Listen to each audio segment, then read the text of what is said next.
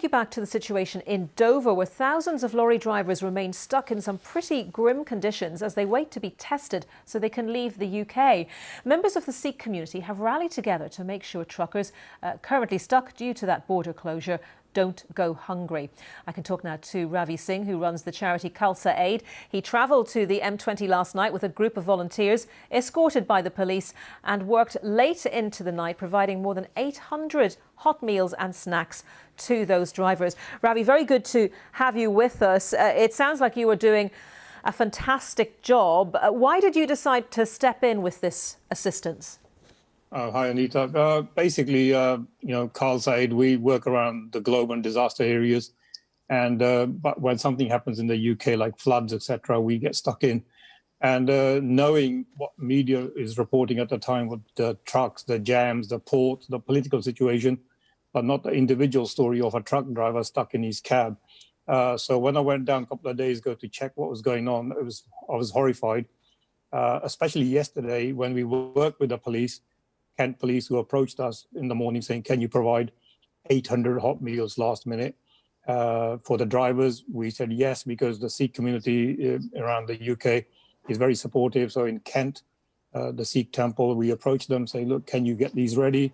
They agreed. Within 2.5 hours, they cooked 800 hot meals.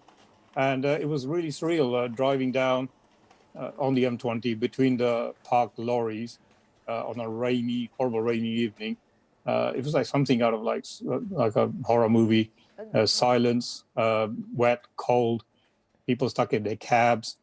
I think it was basically, we're doing it because, if I'm stuck somewhere like that, one thing that'll lift me, because like I said, we work around the world in refugee camps. One thing that lifts people all over the world is a warm meal. So that was the aim, is to see if we can reach out, provide a hot meal to lift the spirits of these guys who in a way in a little prison in their cabs on the M20 without no services, no shops, no access to anything. I can imagine. I can imagine, Ravi, the absolute joy with which these hot meals were greeted. It's quite an operation and put together in a very short space of time. So you were focusing on the M20, not the drivers who were at Manston Airport, but the drivers elsewhere. I mean, what were they telling you about their ability to access any other food? No, I mean, we're working with the Coast Guard, the police, and the highways agency. It's amazing, the teamwork. Sometimes we get a bit annoyed with emergency services when they respond to us on social media or whatever. But they were doing an amazing job under such difficult circumstances. So we are working on the M20 because that's where our need was, according to the Kent police. So we're happy to work with anywhere.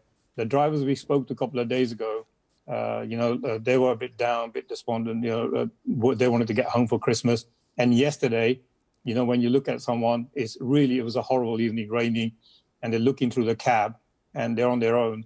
They don't need to say anything. You really, honestly, you can just, when you're right there in real time, looking at that person a few feet away who just wants to get home, words are not needed. Just that look tells you that, thank you very much for coming to help us. And it means a lot. So you can see they appreciate it. But the faces really do tell a very sad story. It's a horrible situation. People need to see the human side.